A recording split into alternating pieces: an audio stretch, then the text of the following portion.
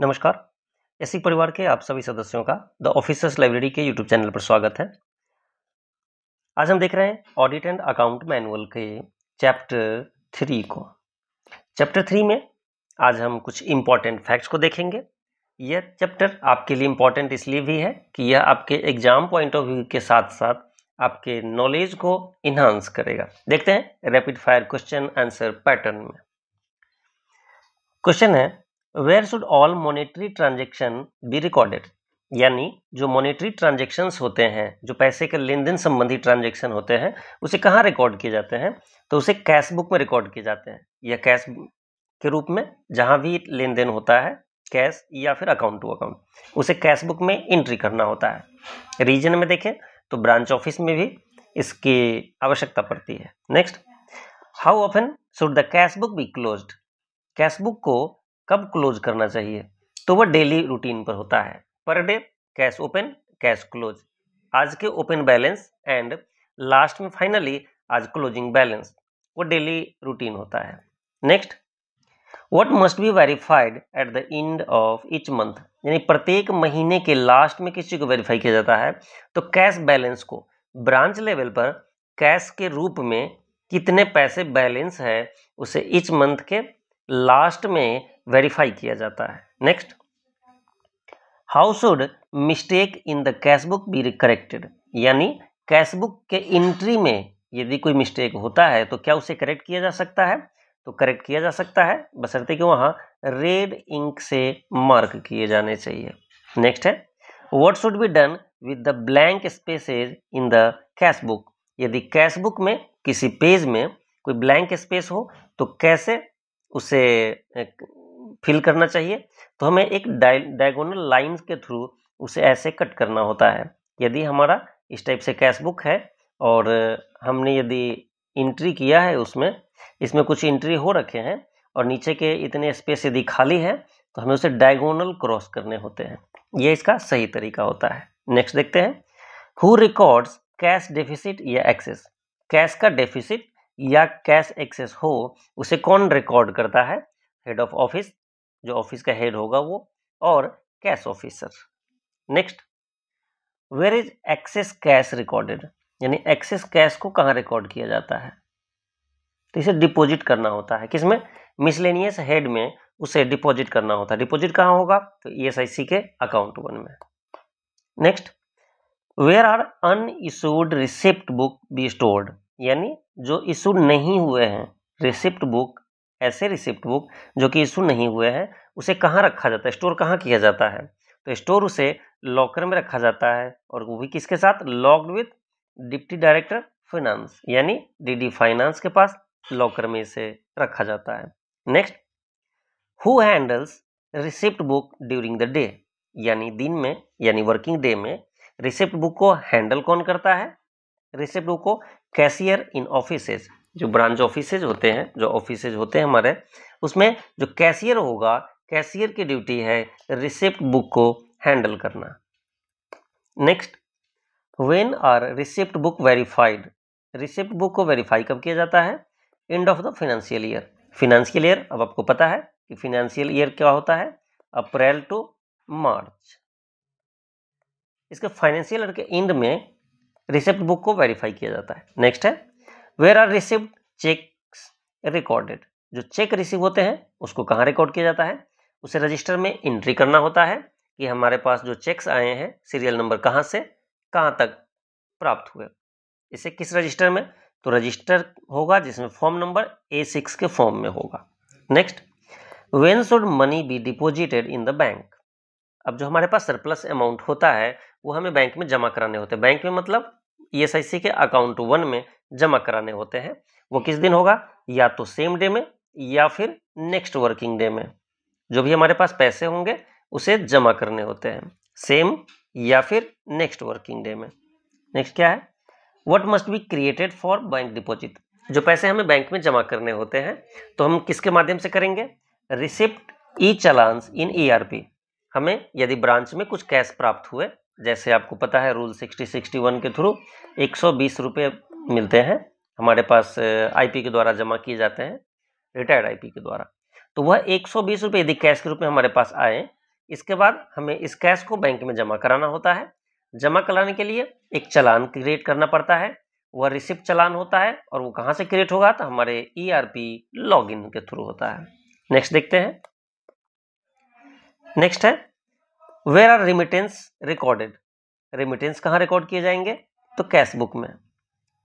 What item must be kept in safe. हमारे पास safe होता है, एक ब्रांच ऑफिस वगैरह में देखेंगे, SRO में भी होते हैं। तो यह जो सेफ होता है हमारे पास, लॉकर जो होता है, उसमें क्या क्या रखा जाएगा, तो सबसे पहला कैश रखा जाता है, कैश सेफ रूप में। कैश बुक्स रखा जाता है, वाउचर्स रखे जाते हैं, रिसिप्ट्स रखे जाते हैं एंड चेक बुक। ये सारे चीज, cash book, cheque book, cash, vouchers, receipts इत्यादि, ये सारे सेफ में रखे जाते हैं। इसमें एक और क्वेश्चन होता है कि सेफ में क्या नहीं रखे जाते हैं, तो जो नॉन फाइनेंशियल डॉक्यूमेंट होंगे उसे सेफ में नहीं रखा जाता। Who should carry the original safe and cash box keys. अब की को कौन कैरी करेगा, head of office and cashier. दो कीज होते हैं, दो में से एक तो हेड ऑफ ऑफिस के पास और एक कैशियर के पास होता है। नेक्स्ट, वेयर शुड डुप्लीकेट की बी स्टोर्ड। हमारे पास जो ब्रांच ऑफिस में जो सेफ रखे जाते हैं, उस सेफ के जो की होते हैं वो डुप्लीकेट में होता है। एक तो हमारे पास अवेलेबल होता है, दूसरा सेफ्टी के लिए बैंक में रखे जाते हैं। वो कहाँ रखे जाएंगे, तो स्टेट बैंक ऑफ इंडिया या फिर किसी ऑथोराइज बैंक में रखे जाएंगे। हाउ शुड डुप्लीकेट की बी पैक्ड। अब डुप्लीकेट की को पैक करने का एक तरीका है, एग्जाम के उससे इंपॉर्टेंट नहीं है बट यह प्रैक्टिकल है। In sealed cloths, lined envelope और कार्ड बॉक्स। इसमें पैक करके प्रॉपर कार्ड इसमें पैक करके स्टैंप और सील होता है इसका। फिर इसे हमें स्टेट बैंक ऑफ इंडिया में या फिर किसी ऑथोराइज बैंक में जमा कराना होता है उनके सेफ में। नेक्स्ट है हु वेरीफाइज द सील्ड की पैकेट अपॉन विड्रॉल। जब विड्रॉल होता है तो सील्ड की पैकेट को वेरीफाई कौन करता है, तो head of office and cashier, जो कि कैशियर और हेड ऑफ ऑफिस के पास ही होता है। तो जो नया की हमें वहां से ब्रांच में जमा किया हुआ होता है, यानी SBI या फिर ऑथराइज बैंक में, वहां से एक की मिलता है, फिर हम इस की को जमा करवा देते हैं। When should key be tested in safe? During change of head of office और कैशियर। जब जब कैशियर या फिर हेड ऑफ ऑफिस यानी ब्रांच मैनेजर के रूप में जो भी होंगे, इन दोनों का ट्रांसफर होता है, जब बदलते हैं उस टाइम में हमें इसे टेस्ट करना होता है, यानी हम पुराने की को जमा करा देते हैं SBI में फिर से, और वो की हमारे पास वापस आ जाता है। तो ये अदला बदली होती रहती है। Next, how often should duplicate की बी चेक। एनुअली इन अप्रैल। यानी दो कंडीशन है, पहला कैशियर या फिर ब्रांच ऑफिसर, इस दोनों के चेंज होने के टाइम, या फिर एनुअली इन अप्रैल। नहीं यदि चेंज होता है तो साल में एक बार हमें अप्रैल में यह डुप्लीकेट की को चेक करना होता है। वेयर शुड की हैंडओवर भी रिकॉर्डेड। अब की हैंडओवर कब किया जाता है, जब भी कैशियर या फिर ब्रांच ऑफिसर दोनों में से कोई भी लीव पर जाते हैं, तो एक दूसरे को यानी एक किसी दूसरे स्टाफ को की हैंडओवर करना होता है। और जब भी की हैंडओवर होता है उसका डिटेल्स लिखा जाता है टाइम के साथ, कहाँ, कैश बुक में। जो ब्रांच का कैश बुक होता है उसमें इसे एंट्री करना होता है। Next, what should be done if key are lost.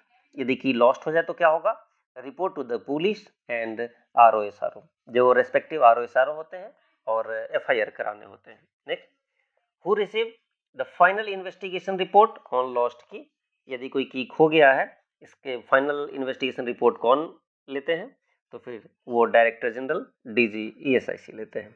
अब देखते हैं last, who holds the key in the double lock system.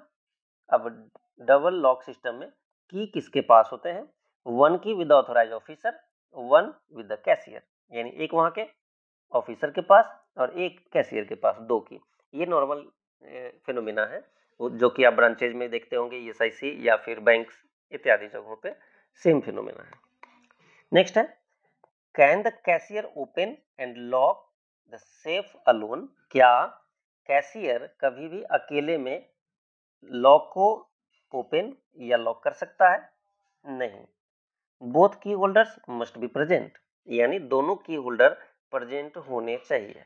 Next और लास्ट क्वेश्चन है, where should duplicate keys be recorded, यानी डुप्लीकेट कीज को कहाँ रिकॉर्ड किए जाते हैं?